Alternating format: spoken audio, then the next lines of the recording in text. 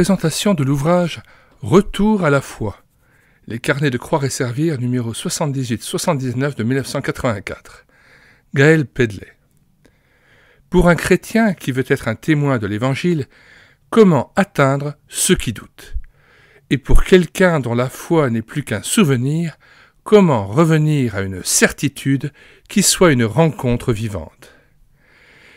Il n'y a pas de réponse parfaite à ces questions, mais après avoir écouté beaucoup de gens, on peut rassembler des expériences et des réflexions et débroussailler le chemin. Le reste appartient à la grâce. Alors nous avons mis le plan de cet ouvrage dans les commentaires de cette vidéo, ainsi que le lien de téléchargement gratuit de ce dernier. Nous y ajoutons l'autre ouvrage de Gaël Pedlet que nous avons déjà numérisé, Le Maître de l'Aube. Nous en mettons le lien aussi dans la description. Et nous mettons aussi le lien de plusieurs playlists que nous avons déjà pu renseigner dans cette chaîne YouTube à l'écouter sa parole. Playlist où nous renseignons, où nous présentons de très nombreux ouvrages que vous pouvez tous télécharger sur le site internet médiathèquechrétienne.fr, site que nous avons créé en synergie avec cette chaîne YouTube, l'écouter sa parole, afin d'assurer la réédition numérique gratuite des ouvrages chrétiens épuisés et non réédités. Voici donc le nom de ces playlists dont nous vous donnons le lien. Foi, œuvre, doute, athéisme, croissance spirituelle, évangélisation, réveil spirituel, plus de 50 livres présentés, prophétie, promesse de Dieu, espoir et bonheur en Christ, croire en Jésus, avoir la foi en Christ, apologétique chrétienne. Et puis nous vous conseillons la lecture des ouvrages suivants dont nous transmettons aussi les liens.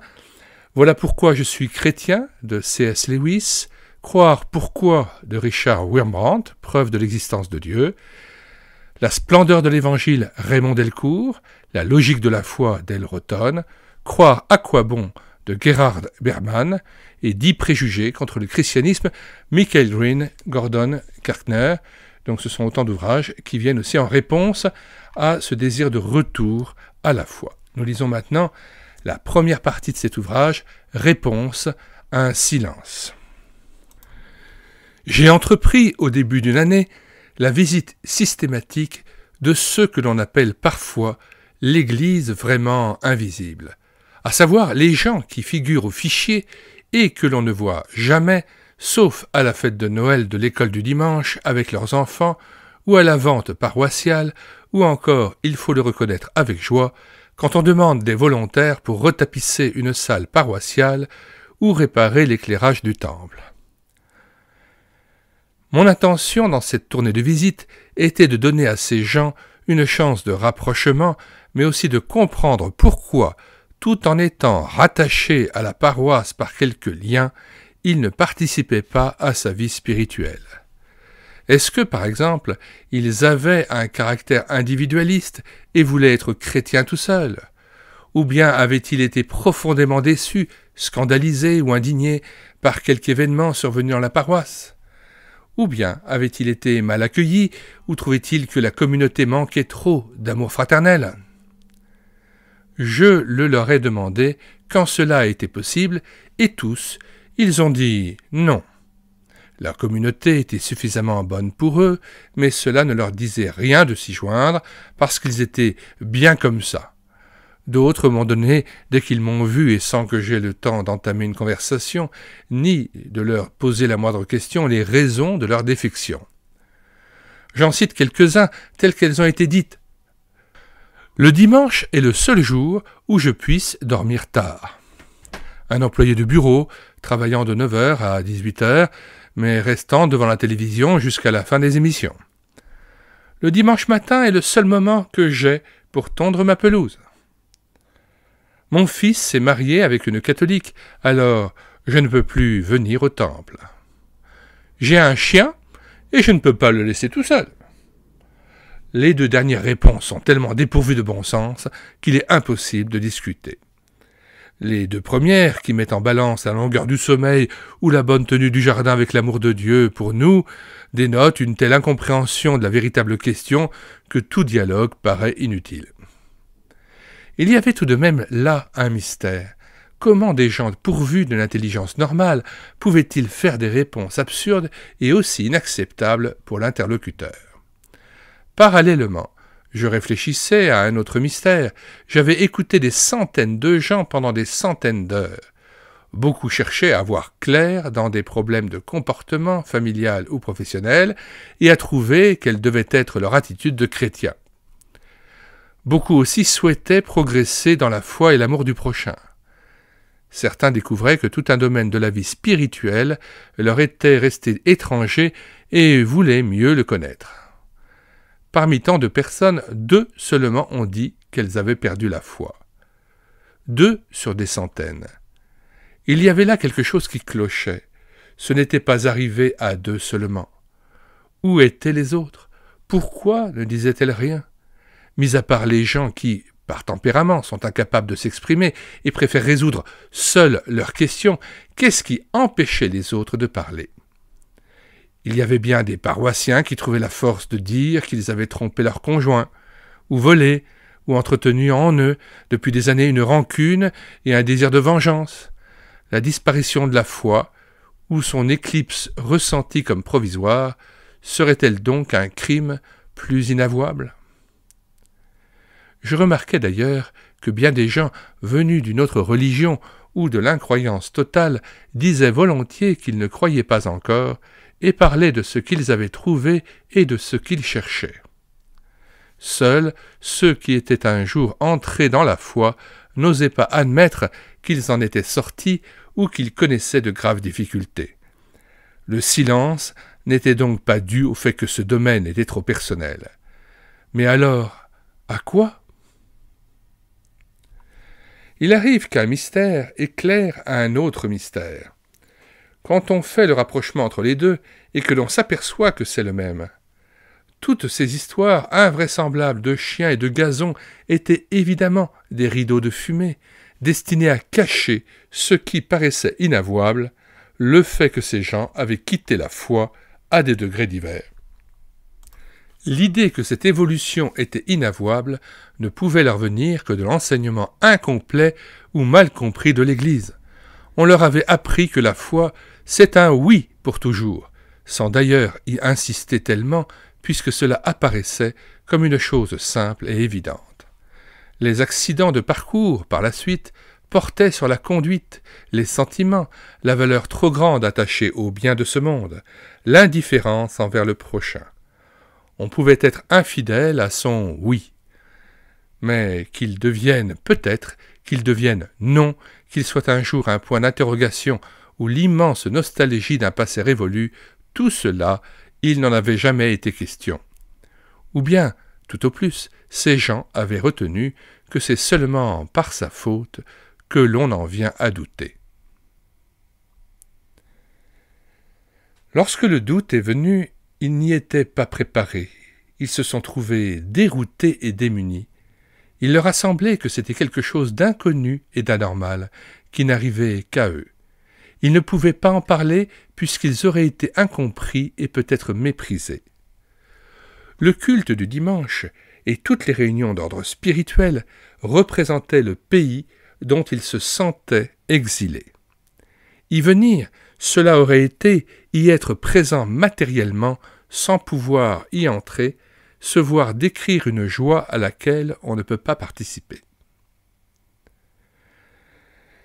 Pour ne pas rompre les ponts, pour s'assurer une petite chance de retour, pour garder, malgré tout, un pied dans la porte, ils se joignaient encore à ce qui était à leur portée. Et ils se réfugiaient le reste du temps dans les petits plaisirs ou les joies durables de la vie courante. La télévision qui peuple une soirée, la création et l'entretien d'un jardin, l'amitié d'un animal familier, le foyer accueillant d'un fils et d'une belle-fille. Faute de mieux. Il y avait du vrai dans leurs réponses, et il fallait le prendre au sérieux. Il fallait discerner aussi ce qu'elles contenaient de faux. Le choix que ces gens semblaient faire n'était probablement pas volontaire. Ils auraient sans doute aimé, eux aussi, participer à la vie de la foi. Mais ils ne savaient pas comment faire, ils n'osaient pas le demander, et surtout, ils s'étaient depuis longtemps résignés à ne pas trouver de réponse. On peut se sentir si fatigué de chercher, si déçu et découragé, tellement pris aussi par d'autres problèmes que l'on préfère y renoncer. C'est le cas de ceux qui déclarent qu'ils sont bien comme ça. Ils ont au moins la paix du vide, le repos intérieur de l'absence de recherche. Quand on a tiré un trait définitivement, quand on a dit « jamais », on est à l'abri de l'inquiétude et de la déception. Rester malgré tout attaché à une paroisse, c'est une manière de garder une certaine façade. De même que divorcer, c'est en partie dire « j'ai échoué comme mari, comme épouse ». De même quitter clairement l'Église, c'est dire « j'ai échoué comme chrétien ». Si l'on espère revenir un jour à la foi, ce n'est pas une véritable rupture, et l'on estime que ce temps de débat intérieur ou d'attente ne regarde personne. Mais il est déjà ressenti comme un grave échec. Si l'on considère la rupture comme définitive, l'échec est plus profond, et on le cachera souvent plus soigneusement encore. Le silence sur ce sujet est donc en partie une question de fierté. Mais en dehors de ce fait, il paraît bien difficile à celui qui a vu sa foi disparaître d'être compris par quelqu'un qui croit. Ce qu'il a à dire, c'est que les choses ne se passent pas comme on le lui avait annoncé, que les mécanismes ne fonctionnent pas comme prévu, que les promesses, qui sont en principe des promesses de Dieu, ne sont pas tenues. Peut-on dire cela à quelqu'un qui est justement en train de vivre l'expérience inverse ? Peut-être ceux qui vivent dans la foi sont-ils trop rigoureusement discrets sur ce qui, il est vrai, n'appartient qu'à eux. L'enseignement de l'Église, ce n'est pas seulement les cours donnés aux enfants, aux adolescents, aux adultes et la prédication. C'est aussi ce que disent ou laissent penser les membres de l'Église. Si leurs paroles et leur attitude font croire que jamais le moindre doute ne les a effleurés, il est évident que celui que la foi a quitté n'aura personne auprès de lui qui semblera pouvoir le comprendre et qu'il se sentira radicalement seul. À cause de cette attitude de réserve, qui n'est pas loin de la simple tromperie, autant celui qui s'approche de la foi se sent libre de parler de ses questions intérieures, autant celui qui l'a quittée ou chez qui elle est très amoindrie pour un temps se sent condamné au silence.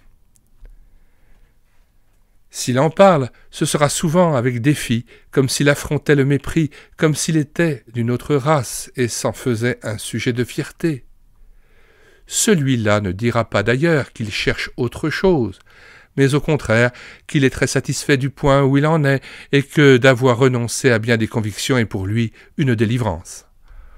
Au mépris qu'il croit discerner chez les autres, il oppose son propre mépris.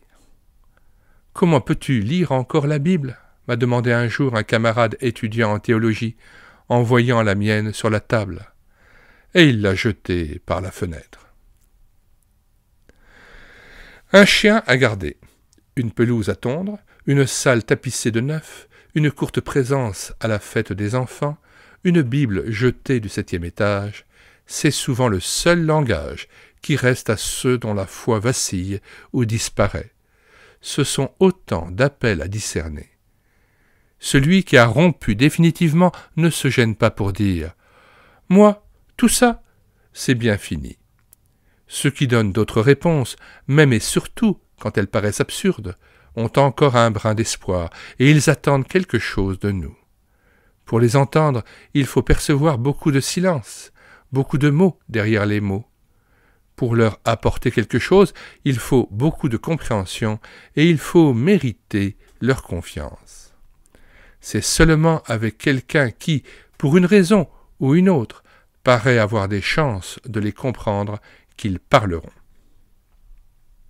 « Je n'ai personne, disait le paralytique de Bethesda. À ceux qui n'ont personne, un livre peut-être entr'ouvrira une porte. Un livre est un interlocuteur commode et discret.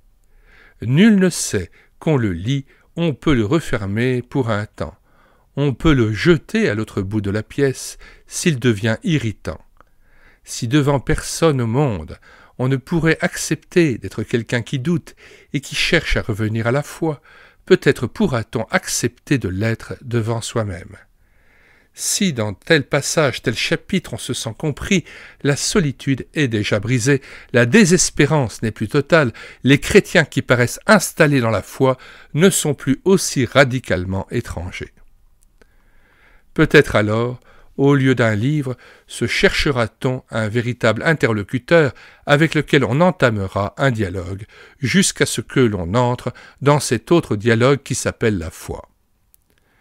Que l'on ne s'attende pas à trouver ici un recueil de recettes pour revenir à la foi. Il ne peut pas y avoir de recettes, mais seulement une aventure différente pour chacun. Cependant, dans ce cheminement, il est bon de se sentir compris et aidé. Il est bon de savoir que le doute n'est ni anormal, ni inavouable, ni désespérant. Si l'on peut ne plus être totalement seul, obtenir une réponse malgré son silence, regarder le doute en face en sachant qu'il n'est que pour un temps, ce sera déjà un pas vers la foi. Fin de la lecture de ce premier chapitre intitulé « Réponse à un silence ». Nous mettons dans les commentaires de cette vidéo le lien de téléchargement gratuit de cet ouvrage. Le téléchargement se fera à partir du site internet médiathèquechrétienne.fr, site que j'ai bâti en synergie avec cette chaîne YouTube Elle écoutait sa parole, afin d'assurer la réédition numérique des ouvrages chrétiens épuisés et non réédités.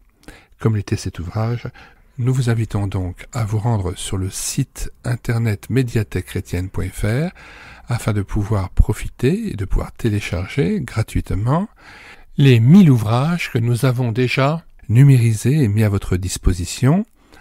Il n'est nul besoin de s'inscrire, vous pouvez directement accéder à partir de la page d'accueil à l'onglet Livres et là regarder les dizaines d'auteurs et les centaines d'ouvrages qui sont déjà disponibles en téléchargement gratuit. Si vous voulez connaître les différents ouvrages que nous numérisons tous les jours et présentons sur cette chaîne YouTube Elle écoutait sa parole, les audiobooks que nous prenons en charge, les albums ou BD que nous lisons avec caméra de document, mais aussi les cantiques que nous mettons en parole, afin de nourrir votre louange individuelle ou en assemblée, abonnez-vous à cette chaîne YouTube Elle écoutait sa parole.